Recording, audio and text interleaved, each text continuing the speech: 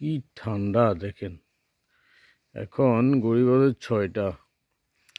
আমি শমশেরনগর মৌলভীবাজার থেকে বলছি। দেখেন এই যে আমি ঠিক এয়ারপোর্টের উল্টা দিকে আছি বন্ধুরা।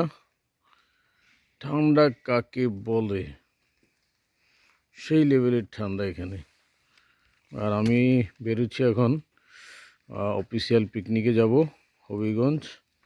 সেই জন্যে একটু আর্লি বের হয়ে গেছি আজকে। অনেক ঠান্ডা, মাত্রাতিরিক্ত ঠান্ডা, প্রায় ঠান্ডা চলে আসছে 9-এ। এই হচ্ছে অবস্থা, খুব ঠান্ডা।